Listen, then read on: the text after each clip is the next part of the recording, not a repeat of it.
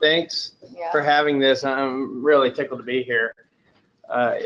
Laser's been interesting for us because I'm not in a major metropolitan area. I'm in Augusta, Georgia, so we don't have like a constant influx of artists, people coming in and out of the city, and researchers and stuff like that. So we've actually geared ours, I think, differently. I think we're all going to say we're unique, you know, in some way. But what we did, we decided to go fewer, bigger, and so we average somewhere around 100, 150 people at ours when we're the product of a consolidation between a medical college and a liberal arts college. Neither of them were research based. And so we have a transition phase that we're going through right now. And we found that through our first laser, which packed it, JD Telesic moderated it for us. The president of the university showed up, the provost showed up, and about 5 deans showed up. Really? Yeah, and so it set a big stage right from the beginning.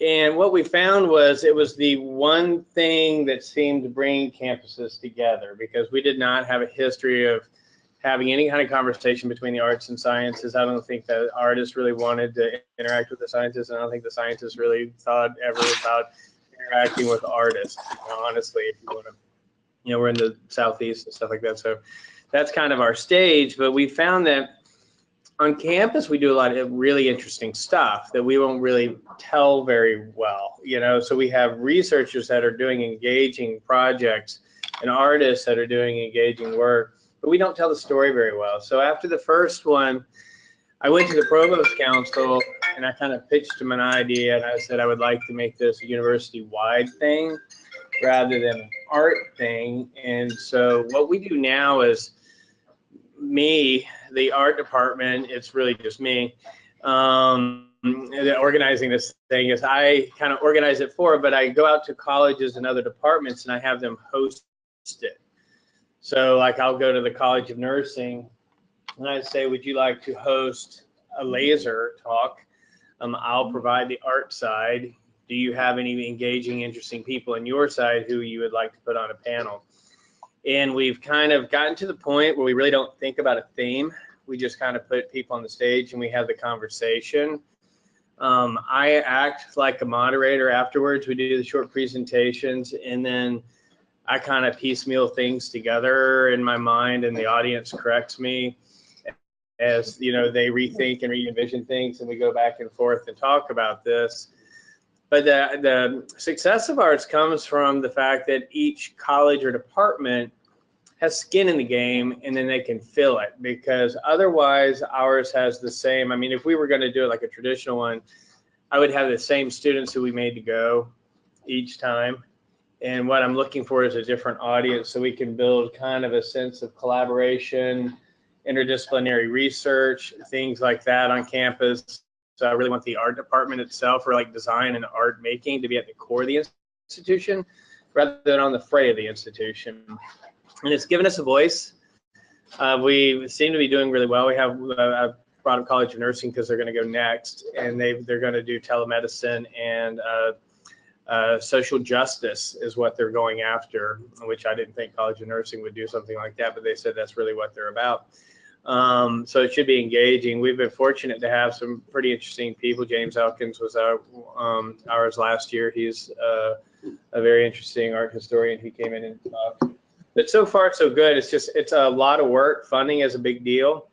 As we go through this, one of the things I would like to talk about is how do we get our speakers on a circuit? You know, going from place to place to place, because I think it'd be really interesting to have people who know how to talk about this stuff coming from one institution to the other institution, because I'm sure we have same issues that we deal with, you know, with budgeting and getting people engaged and grant writing and research, all that kind of stuff. So that's where we sit. How much do you spend per event? I have the host institution do that. That's how I defray the cost. And so how much do they spend? Well, it can make it cost about $1,500 without the speakers. And what we found is we time it so if they have a conference or something at the same time, they can double dip on their speakers. So we had Yuri Ozicki, who does medical orthosis. He does a lot of 3D printing and stuff. He came in, I think it cost them $6,000 to bring him in. And they just kind of plopped him inside the laser talk in addition. So they got an extra talk out of him, which reached a broader audience. But the meal and stuff, I mean, it's more like a full food reception that we have afterwards is really what we do. Probably costs like $1,500, I think. Yeah, because Jim Elkins isn't cheap either. No, and we brought him in as part of something else, so we got a twofer out of him as well. So we and I know James pretty well, and he never negotiates down. You know, he does that cost. I know. I tried to get him one time. Yeah, and what we did, we brought him in as a department through our visiting artist thing, and then we kind of pushed him back out into this, and he was more than happy to do so. And could you describe your format in more detail?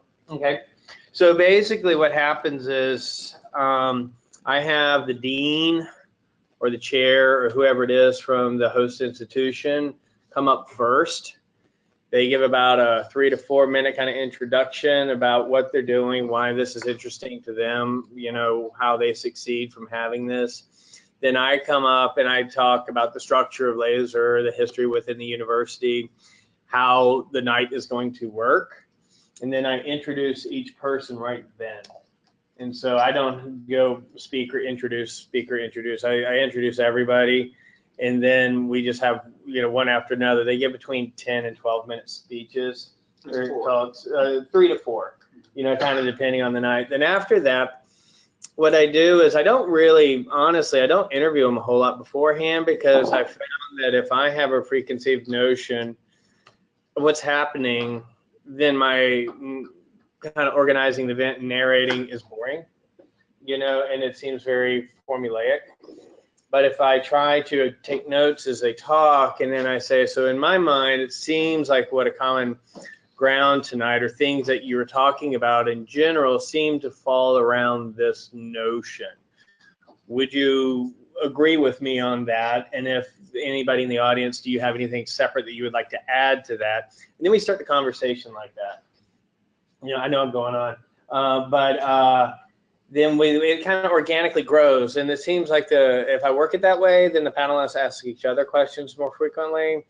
Rather than it just being, you know, us talking to an audience. It seems like it's more organic and conversational. Thank you.